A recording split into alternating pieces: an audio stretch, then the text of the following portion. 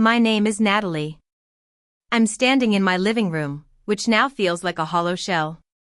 The walls bear pale rectangles where my father's paintings once hung, and the mantel looks bare.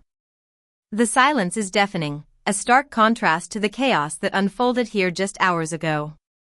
It all started when I heard the rumble of a truck outside. I was in the kitchen, my hands deep in dishwater, when the sound of grinding gears pulled me to the window. A moving truck blocked half the street, and two men in gray uniforms climbed down, carrying clipboards. Out stepped my brother, Ryan, and his wife, Ava. Ava was dressed in a sleek black suit, looking more like she was headed to a business meeting than a family visit. Without so much as a knock, Ava walked straight through my front door as if she owned the place.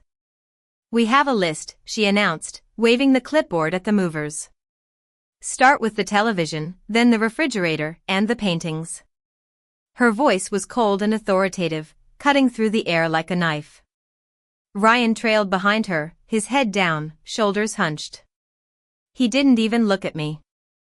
The movers wasted no time. They pushed past me and began sticking neon labels on my belongings. In a matter of minutes, my living room was transformed into a showroom being cleared for auction. I watched in disbelief as they took my television, the refrigerator that had been in our family for years, and the paintings that held so many memories. Every slam of a door, every shuffle of boots on the stairs felt like a punch to the gut. My memories were being reduced to inventory, catalogued on a stranger's checklist. As I stood there, feeling helpless and betrayed, I couldn't help but think back to the past. My parents were hard-working and kind people. My father was a carpenter, always building things around the house, and my mother was a schoolteacher. When I was 18, my parents died in a car accident. Ryan was only 10 at the time. I became his caregiver overnight, sacrificing my own dreams and social life to take care of him. I worked multiple jobs to keep the lights on and food on the table. I took on odd jobs at a local hardware store during the day and cleaned offices at night. On weekends, I worked at a flower shop, breathing in the sweet scents while trying to make ends meet. I made sure Ryan never felt the hardship, even though it meant going without new clothes and missing out on social events. When Ryan graduated from college, I was so proud. I thought all my sacrifices had been worth it. But then he met Ava. She was beautiful and confident, but there was something cold about her. From the moment she stepped into my house, I could tell she saw me as an obstacle. It started with small things. Ava admired a set of antique silverware that had been passed down through our family.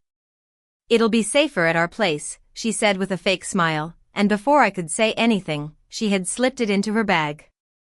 Ryan just stood there, looking uncomfortable, but he didn't say a word. Next, it was a beautiful quilt that my grandmother had made. Ava claimed she wanted it for her guest room. Each time she took something, she used the same excuse: "It's all in the family." Those words became a curse, stabbing at me every time she said them. I wanted to protest, but I was afraid of pushing Ryan further away. After all, I had given up so much for him. I thought our bond was stronger than Ava's influence. But as the months passed, she took more and more, and Ryan became more and more distant. Now, here I was, watching as they took the last of my belongings. When the truck finally drove away, I closed the door gently, afraid that the empty rooms would echo too loudly. I wandered through the house, touching the empty spaces where my things used to be, as if I could somehow bring back the memories. A knock at the door startled me. It was Mrs. Thompson, my neighbor. She had a kind face and sharp eyes. She glanced into the empty rooms and frowned. "I thought I heard movers," she said softly. I nodded, forcing a smile. They needed things. They said it would help them settle into their new place. Mrs. Thompson stepped closer. "Keep your receipts, Natalie. Take photos. Don't let them get away with this." Her words were like a wake-up call. I realized that I had been so focused on keeping the peace that I had let them cross a line. I had always been careful with my belongings. I kept a folder of receipts in the closet, yellowed slips for appliances, certificates of authenticity for paintings, and the handwritten bill of sale for a special painting my father had bought for me. When the refrigerator started acting up a few months ago, I registered it with the manufacturer and even bought a small GPS tracker, which I hid inside. I never thought I would need it against my own family. I methodically took photos of everything that was left in my house, emailing them to myself for proof. And sure enough, when the movers took my refrigerator, a signal pinged to my phone. It showed that the device was moving steadily across town, straight to Ryan and Ava's new neighborhood. At the same time, Mrs. Thompson sent me a message. Her doorbell camera had caught every box, every painting leaving my house. She had already uploaded the footage to a shared drive. By the time the truck reached their new driveway, 2 patrol cars had pulled up, lights flashing in the daylight. Community security arrived with them, called in by Mrs. Thompson's tip. The movers froze in their tracks, and Ava's confident voice faltered as an officer approached, asking for proof of ownership. I didn't say a word. I simply opened my email and showed the officer the receipts, the photos, and the registration documents. The officer's eyebrows rose as he compared them to the items on the mover's checklist. Ryan's face turned pale, and Ava's lips parted as if to argue, but no sound came out. That evening, Ava took to social media. She painted herself as the victim, saying she was just trying to help her aging sister get rid of clutter. She called me selfish, bitter, and ungrateful. At first, I wanted to ignore it. I was used to staying silent, letting the storms pass. But Mrs. Thompson sat with me at the kitchen table and said, "If you don't answer, you let her story stand." So I wrote a short post. I listed each item, marked with dates and receipts. I included a scanned copy of the painting purchase, time-stamped photos of the silverware and the quilt, and the tracker record of the refrigerator's journey. There was no anger, no insults, just proof. Within hours, the comments started to turn. Neighbors who had known me for years filled the thread with their stories.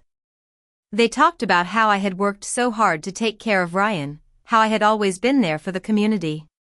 One person wrote, "If Natalie says it's hers, it's hers. She's never taken a thing from anyone." Ava tried to push back, but her barbed remarks only drew more rebuttals. By midnight, her words were drowned out by the voices of those defending me. Ryan never commented. His profile sat silent, as if he was too ashamed to say anything. I met Ryan and Ava at the lawyer's office. The room smelled of leather and dust, a place where words carried weight. I sat across from them at a polished oak table, a pen in my hand. Ryan kept his eyes down, looking at the contract in front of him. Ava sat with her arms crossed, shifting in her chair. I had the chance to press charges, but I didn't want punishment. I wanted recognition of what had been taken and the cost it had carried. I asked for restitution, repayment for the damages, coverage for new locks and cameras, and a written acknowledgement that the property was mine. The lawyer cleared his throat and said, "If you both sign, this remains a civil settlement. No further action." His eyes lingered on Ryan, who finally picked up the pen. His hand trembled as he signed his name, each letter jagged. He slid the document across to Ava, who stared at it with a tight smile. "This is unnecessary," she muttered, but she signed anyway. I gathered the copies into my folder. "Forgiveness doesn't mean forgetting," I said quietly. "And it doesn't mean opening my door again as if nothing happened. You'll repay what's owed, but you won't step into my house without an invitation."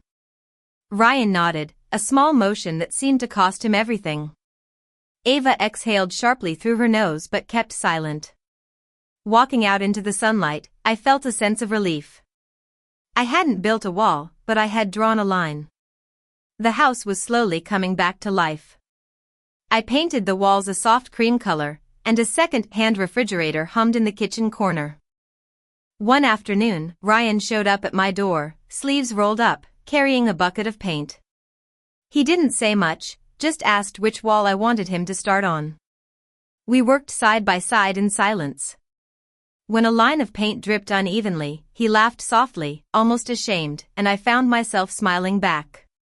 The room at the back of the house, which had been filled with my sewing machine and fabric, was now a community space.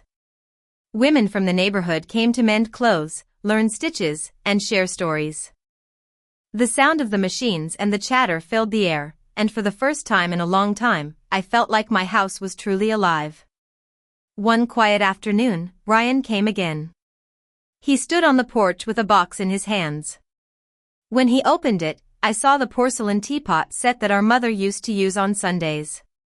"I found it in the garage," he said softly.